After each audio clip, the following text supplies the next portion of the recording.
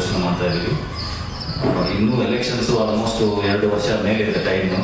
But ಕರ್ನಾಟಕದಲ್ಲಿ ಯಾವುದೇ ಪಕ್ಷ ಇದುವರೆಗೂ ತನ್ನ ಅಭ್ಯರ್ಥಿ ಯಾರು ಅಂತ ಅನೌನ್ಸ್ ಮಾಡಿಲ್ಲ. ಆದರೆ ನಮ್ಮ ಪಕ್ಷದಿಂದ ಮೊದಲ ಅಭ್ಯರ್ಥಿಯನ್ನು ಕರ್ನಾಟಕದಲ್ಲಿ ಅನೌನ್ಸ್ ಮಾಡ್ತಿದ್ದೀವಿ. ಇದು ಸರ್ ಅಖಿಲ ಭಾರತೀಯ ರೈತ ಪಾರ್ಟಿ. ಅಖಿಲ ಭಾರತೀಯ ರೈತ ಪಾರ್ಟಿ ಇದೊಂದು ರಾಷ್ಟ್ರೀಯ ಪಕ್ಷ. ಸೊ ಇವತ್ತು ನಮ್ಮ ಜೊತೆಗೆ ಪಕ್ಷದ ರಾಜ್ಯ ಅಧ್ಯಕ್ಷರಾದಂಥ ಯಶೋಧ್ ಅವರಿದ್ದಾರೆ. ಆಮೇಲೆ ಹಾಗೆ ಕ್ಯಾಂಡಿಡೇಟ್ ನಾವು ಯಾರನ್ನ ಅನೌನ್ಸ್ ಮಾಡ್ತಾ ಇದ್ದೀವಿ, JNS ಡಾಕ್ಟರ್ JNS ಅಂತ ಅವರು ಕೂಡ ನಮ್ಮ ಜೊತೆಗಿದ್ದಾರೆ. ಸೊ ಅದರ ಬ್ರೀಫ್ ಇಂಟ್ರೊಡಕ್ಷನ್ ಮಾಡಿ ಮತ್ತೆ ಅಧ್ಯಕ್ಷರಿಗೆ ಮತ್ತು ಕ್ಯಾಂಡಿಡೇಟ್ಗೆ ನಾನು ಮೈಕನ್ನು ಕೊಡ್ತೀನಿ. ಸೊ ಈಗ ನಮ್ಮ ಪಕ್ಷದ ವತಿಯಿಂದ ನಾವು ಆಲ್ರೆಡಿ ಈಗ ಕ್ಯಾಂಡಿಡೇಟ್ಸ್ಗಳು ಯಾರು ಆಗ್ಬೋದು ಅಂತ ಆಯ್ಕೆಗೋಸ್ಕರ ಒಂದು ಆಹ್ವಾನ ಮಾಡಿದ್ದೀವಿ. ಹೆಚ್ಚು ಕಡಿಮೆ ನಮಗೊಂದು 2,000-3,000 ಅಪ್ಲಿಕೇಶನ್ಸ್ಗಳು ಬಂದಿದೆ. ಅದರಲ್ಲಿ ಯೋಗ್ಯ ಅಭ್ಯರ್ಥಿಗಳನ್ನ ಇಂಟರ್ವ್ಯೂ ಮಾಡಿ ಪರ್ಸನಲ್ ಡಿಸ್ಕಷನ್ಸ್ ಎಲ್ಲ ಮಾಡಿ ಅವ್ರು ಇದುವರೆಗೂ ಮಾಡಿದಂಥ ಕೆಲಸಗಳು ಮತ್ತು ಕಾರ್ಯಗಳನ್ನ ಗಮನಿಸಿ ನಾವು ಕ್ಯಾಂಡಿಡೇಟ್ಗಳನ್ನ ಈಗಾಗಲೇ ಆಯ್ಕೆ ಮಾಡಿ ಅವ್ರಿಗೆ ಎಲೆಕ್ಷನ್ಗೆ ಬೇಕಾದಂತಹ ತಯಾರಿ ಮಾಡ್ಕೊಳ್ಳೋಕ್ಕೆ ಲೆಟರ್ಗಳನ್ನ ಕೊಡ್ತಾ ಇದ್ದೀವಿ. ಯಾಕೆ ನಾವು ಮುಂಚೆ ಅನೌನ್ಸ್ ಮಾಡ್ತಾ ಇದೀವಿ ಅಂದರೆ ಈಗಿಂದಲೇ ಅವ್ರು ಈ ಕ್ಷೇತ್ರದ ನಾನು ಅಭ್ಯರ್ಥಿ ಅಂತ ಗೊತ್ತಾದರೆ ಅದಕ್ಕೆ ಬೇಕಾದಂಥ ಅವ್ರ ತಯಾರಿಗಳು ಮತ್ತು ಅಲ್ಲಿ ಕ್ಷೇತ್ರಕ್ಕೆ ಏನು ಬೇಕು, ಜನರಿಗೆ ಏನು ಬೇಕು ಮತ್ತು ಕ್ಷೇತ್ರ ಸುಧಾರಣೆಗೆ ಏನು ಬೇಕು ಅದರ ಸಂಬಂಧಪಟ್ಟ ಕಾರ್ಯಗಳನ್ನ ಕೆಲಸಗಳನ್ನ ಪ್ರಾರಂಭ ಮಾಡ್ತಾರೆ. ನಾವು ಎಲ್ಲ ಪಕ್ಷಗಳಲ್ಲಿ ಏನು ನೋಡ್ತೀವಿ ಅಂದರೆ ಪ್ರತಿಯೊಂದು ಕ್ಷೇತ್ರದಲ್ಲಿ ಒಂದೇ ಪಾರ್ಟಿಯಿಂದ 4ರಿಂದ 5 ಅಭ್ಯರ್ಥಿಗಳು ಆಕಾಂಕ್ಷಿಯಾಗಿರ್ತಾರೆ. ಎಲ್ಲರೂ ಕಷ್ಟಪಟ್ಟಿರ್ತಾರೆ. ಏನಂದ್ರೆ ನನಗೆ ಸಿಗ್ಬೋದೇನೋ, ಈ ವರ್ಷ ನನಗೆ ಸಿಗ್ಬೋದೇನೋ ಅಂತ ಒಂದು ಲೆಕ್ಕಾಚಾರದಲ್ಲಿ ನಡೀತಾ ಇರ್ತಾರೆ. ಬಟ್ ಲಾಸ್ಟ್ ಮೂಮೆಂಟಲ್ಲಿ ಎಷ್ಟೊಂದು ಸಲ ಟಿಕೆಟ್ಗಳ ಕೈ ತಪ್ಪುತ್ತೆ ಅಥವಾ ಏನೇನೋ ಚೇಂಜಸ್ಗಳಾಗುತ್ತೆ. ಅಷ್ಟು ದಿನ ಶ್ರಮ ಪಟ್ಟಂಥ ವ್ಯಕ್ತಿಗೆ ನಿರಾಶೆ ಆಗುವಂಥ ಚಾನ್ಸಸ್ಗಳಿರುತ್ತೆ. ಅದಕ್ಕೋಸ್ಕರ ನಾವು ವಿಭಿನ್ನವಾಗಿ ಮುಂಚೆನೆ ಎಲ್ಲರೂ ಟಿಕೆಟ್ಗಳನ್ನು ಕೊಟ್ಟು ಈ ಕ್ಷೇತ್ರ ನೀವು ಅಭ್ಯರ್ಥಿಗಳಂತ ಗುರುತಿಸಿದ್ರೆ ಅವ್ರಿಗೆ ಏನು ಬೇಕು ನಮ್ಮ ಪಕ್ಷದಿಂದ ಸಪೋರ್ಟ್ ಮಾಡ್ಬೋದು.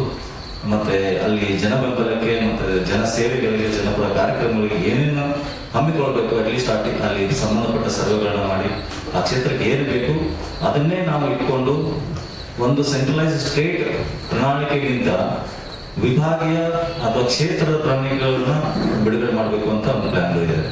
ಯಾಕಂದ್ರೆ ಒಂದು ಸ್ಟೇಟ್ ಲೆವೆಲ್ ರಾಜ್ಯಕ್ಕೆ ಬೇಕಾದಂಥ ಕಾರ್ಯಕ್ರಮ ಇರ್ಬೋದು, ಪ್ರತಿ ಕ್ಷೇತ್ರಕ್ಕೆ ಏನು ಬೇಕು ಯಾಕಂದ್ರೆ ಪ್ರತಿ ಕ್ಷೇತ್ರದ ಸಮಸ್ಯೆ ಬೇರೆ ಬೇರೆ ಆಗಿರುತ್ತೆ. ಹಾಗಾಗಿ ಆ ಕ್ಷೇತ್ರಕ್ಕೆ ಏನು ಬೇಕು ಅದರ ರಿಲೇಟೆಡ್ನ ನಾವು ಅಲ್ಲಿ ಆಯ್ಕೆಯಾದಂಥ ಅಭ್ಯರ್ಥಿ ಜೊತೆ ಚರ್ಚೆ ಮಾಡಿ, ಜನರ ಜೊತೆ ಚರ್ಚೆ ಮಾಡಿ ಅದನ್ನ ಇಂಪ್ಲಿಮೆಂಟ್ ಮಾಡಕ್ಕೆ ಏನು ಬೇಕು ಅದನ್ನ ಪ್ರಯತ್ನ ಮಾಡೋಣ ಅಂತ ಅಂದ್ಕೊಂಡು ಈ ಕಾರ್ಯಕ್ರಮವನ್ನು ಸ್ಟಾರ್ಟ್ ಮಾಡ್ತಾ ಇದ್ದೀವಿ.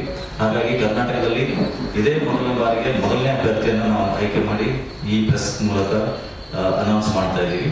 ಇದರ ಬಗ್ಗೆ ಹೆಚ್ಚಿಗೆ ಮಾತಾಡಲಿಕ್ಕೆ ನಮ್ಮ ಅಧ್ಯಕ್ಷರು ಯಶೋಧ ಅವರಿಗೆ ಕೊಡ್ತೀವಿ. ಡಾಕ್ಟರ್ ಯಶೋಧ ಎಸ್ ಅಂತ, ವಿಜಯನಗರ ಜಿಲ್ಲಾ ಹೂವಿನಹಡಗಲಿ ತಾಲೂಕು ನಮ್ಮದು. ನಾವು ಈಗ ಸತತ 5 ವರ್ಷ ಆಯಿತು ನಮ್ಮದು ಪಾರ್ಟಿ ಓಪನ್ ಮಾಡಿ.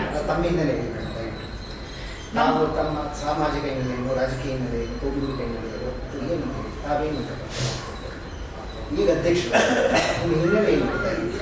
ನಾನು ಒಬ್ಬ ಸಹಾಯಕಿಯಾಗಿ ಒಂದು ಸ್ಕೂಲಲ್ಲಿ ಕೆಲಸ ಮಾಡ್ತಿದ್ದೆ.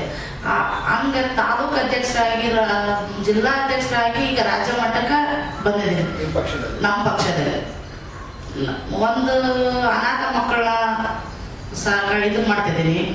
ಮತ್ತೆ ನಮ್ದಾದಂಥ ಒಂದು ಸಂಸ್ಥೆ ಇದೆ, ಅದು NGO ಇದೆ. ನಮ್ದೇನಂದ್ರೆ ನಮ್ಮ ರೈತರು ಯಾರನ್ನು ಬಿಟ್ಟು ಕೊಡಬಾರ್ದು. ಬರೀ ಅವರು ಸ್ವಾರ್ಥಕ್ಕೋಸ್ಕರ ಅವ್ರು ಬಳಕೆ ಮಾಡ್ತಿದ್ದಾರೆ ರಾಜಕಾರಣಿಗಳು ಅಂತ ಹೇಳಿ ನಮ್ಮ ರೈತರನ್ನ ನಿಂದಿರಿಸಿ, ನಮ್ಮ ರೈತರಲ್ಲಿದ್ದ ಗೆಲ್ಲಿಸಿ, ನಮ್ಮ ಪಾರ್ಟಿಲಿದ್ದ ನಾವು ನಮ್ಮ ರೈತರಿಗೆ ಸಹಾಯ ಆಗ್ಬೇಕನ್ನೋ ಉದ್ದೇಶಕ್ಕೋಸ್ಕರ ಈ ಪಾರ್ಟಿ ಓಪನ್ ಮಾಡಿದ್ದಾರೆ. ಈ ಅಖಿಲ ಭಾರತ ರೈತ ಪಾರ್ಟಿ ಅಂತ ಹೇಳಿ ನಾವು ಅದನ್ನು ಓಪನ್ ಮಾಡಿ ಈಗ ಹೋದ ವರ್ಷ ಚುನಾವಣೆಯಲ್ಲಿ ನಾವು ಇಬ್ಬರಲ್ಲಿ ನಿಲ್ಸಿದ್ವಿ. ಅವ್ರು ಏನ್ ಮಾಡಿದ್ರು, ಆ ಕಡೆ ಫಂಡ್ ಬಂತು ಈ ಕಡೆ ಫಂಡ್ ಬಂತು ಅಂತ ತಕ್ಕಂದ್ರು ಸರ್. ಅವ್ರು ಆದ್ರೆ ಗೆಲ್ಲಿಲ್ಲ, ಆದ್ರೆ ನಿಲ್ಲಿಸಿದ್ವಿ.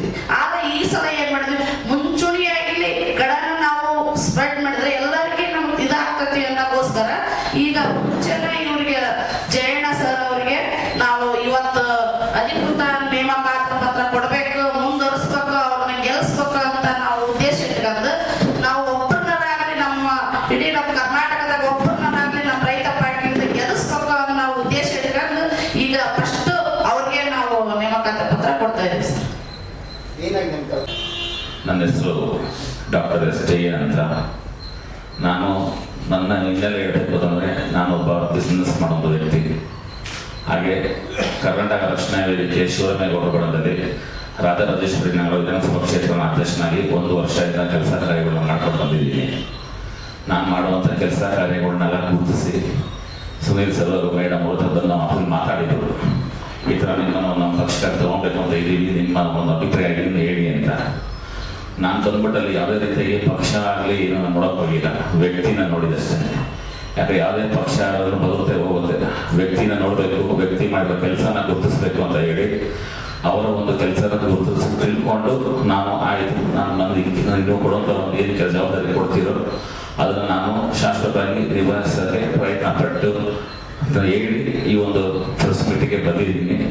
ಈಗ ಅವ್ರು ಏನು ನನಗೆ ಪತ್ರ ಕೊಡ್ತಾ ಇದ್ದಾರೋ ಅದನ್ನು ನಾನು ತಗೊಂಡು ಈ ಕೆಲಸನ ದೇವರ ಕೆಲಸ ಅಂತ ತಿಳ್ಕೊಂಡು ನನ್ನ ಶ್ರದ್ಧೆಯಿಂದ ನನ್ನ ಕೈಗೆ ಏನು ಸಾಧ್ಯ ಆಗುತ್ತೋ ನನ್ನ ಕ್ಷೇತ್ರದ ಜನಕ್ಕೆ ನಾನು ಮಾಡುವಂತ ಮುಂದೆ ಈಗ ದಿನ ಪ್ರಾರಂಭ ಮಾಡ್ತಾ ಇದ್ದೀನಿ ಅಂತ ನಿಮ್ಮ ಮುಂದೆ ತಿಳಿಸ್ತಾ ಇದ್ದೀನಿ. ಸರ್, ನೇಮಕಾತಿ ಅಂತ ಹೇಳಿದ್ವಿ, ಯಾವ ಹುದ್ದೆಗೆ ನೇಮಕಾತಿ ಮಾಡ್ತಾ ಇದ್ದಾರೆ? ದಯವಿಟ್ಟು ಹೇಳಿ ಸರ್.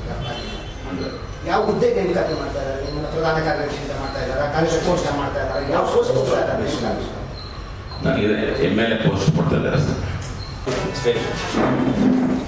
ಇದೊಂದು ಸಾವಿರ